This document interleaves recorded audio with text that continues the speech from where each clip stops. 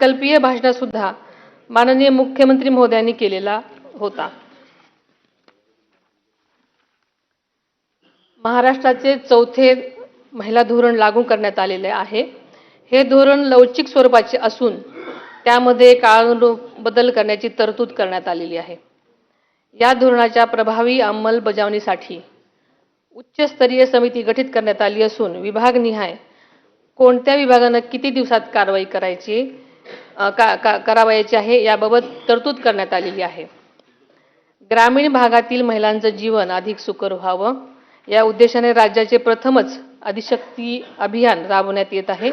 या अभियानाच्या माध्यमातून प्रत्येक गाव बालविवाह मुक्त, अत्याचार मुक्त करण्याबरोबरच मुलींचे शाळा सोडण्याचे प्रमाण कमी करणे हा उद्देश आहे। या अभियानामुळे गावातील महिलांचे जीवन अधिक सुरक्षित, सन्मानजनक आणि सुलभ होण्यास निश्चितच मदत होणार आहे। शक्ती फौजदारी कायदा महाराष्ट्र सुधारणा विधेयक 2020 हे विधेयक राज्य शासनाने केंद्र सरकारकडे पाठवले होते। मात्र 1 जुलै 2024 पासून भारतीय न्याय संहिता लागू झाल्यामुळे पूर्वीचे हे विधेयक परत घेण्यात आले आहे। पोलीस महासंचालक यांच्या अध्यक्षतेखालील समितीच्या शिफारसीनुसार भारतीय न्याय संहितेच्या अनुषंगाने आवश्यक राज्य सुधारणा करण्याबाबत प्रस्ताव विधी व न्याय विभागाकडे सादर करण्यात आलेला आहे। त्यावर शासन स्तरावर कारवाई सुरू आहे।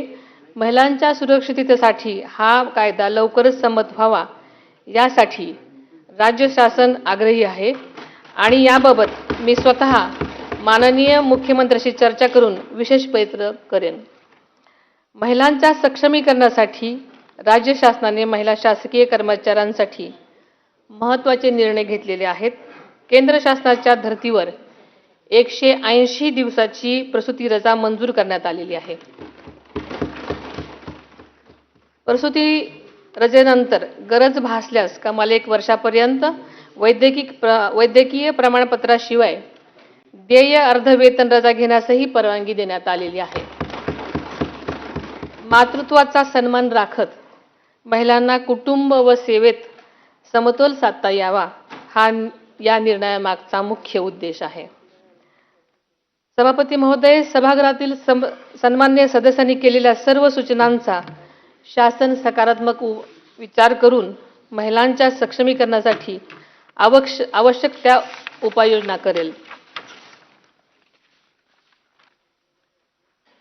आरोग्य, कायदा, बचत गट, सहकारी संस्था, असंघटित महिला कामगार, महिला ऊसतोड कामगार तसेच अत्याचारग्रस्त महिलांसाठी विविध कार्यक्रम राबवण्याची गरज शासनाने ओळखलेली आहे। त्यासाठी आवश्यक आर्थिक तरतूदही करण्यात आलेली आहे। महिला बचत गट आणि सहकारी संस्थांचे बळकटीकरण, कौशल्य आणि उद्योजकता विकास, महिला शेतकरी आणि शेतमजूर महिलांसाठी विशेष उपाययोजना, किशोरवयीन मुलींचे आरोग्य व पोषण, डिजिटल साक्षरता, स्थानिक स्वराज्य संस्थांमधील महिला प्रतिनिधीचे क्षमतावर्धन तसेच महिलांच्या सुरक्षिततेसाठी प्रभावी कायदे आणि त्याची काटेकोर अंमलबजावणी यावर शासनाचा विशेष भर आहे।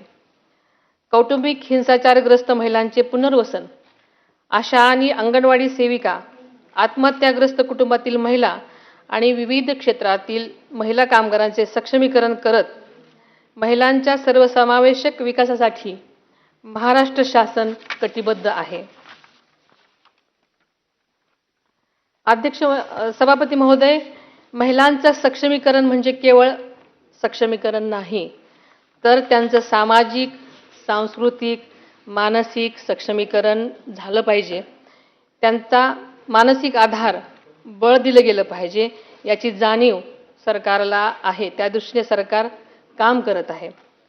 महाराष्ट्राचे पहिले मुख्यमंत्री स्वर्गीय यशवंतराव चव्हाण साहेबांनी अत्यंत समर्पक शब्दामध्ये म्हटलं आहे की जेव्हा स्त्रीमध्ये बदल होत जातो तेव्हा समाजातही बदल होणे अटळ आहे।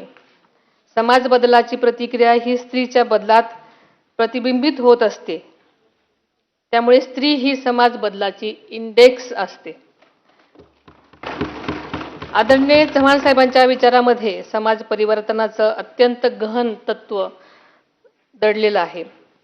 यंदाचे वर्ष आंतरराष्ट्रीय महिला शेतकरी वर्ष म्हणून साजरं केलं जात आहे. शेती आणि ग्रामीण अर्थव्यवस्थेमध्ये महिलांचे योगदान पूर्वीपासूनच अत्यंत मोलाचं आणि महत्त्वाचं आहे. शेतीतील मेहनत, कुटुंबाची जबाबदारी आणि समाजातील भूमिका या तिन्ही स्तरावर महिला कष्टपूर्वक काम करत असतात. 4 दिवसापूर्वीच राज्याचा अर्थसंकल्प माननीय मुख्यमंत्री महोदयांनी विधानसभेमध्ये सादर केला. त्या अर्थसंकल्पामध्ये महिलांच्या सर्वांगीण विकासासाठी आणि सक्षमीकरणासाठी मोठ्या प्रमाणात तरतुदी करण्यात आल्या आहेत. त्याबद्दल मी मनापासून त्यांचे आभार मानते. तर या भाषणावर आपलं लक्ष राहील. इथे एक छोटासा ब्रेक घेऊ.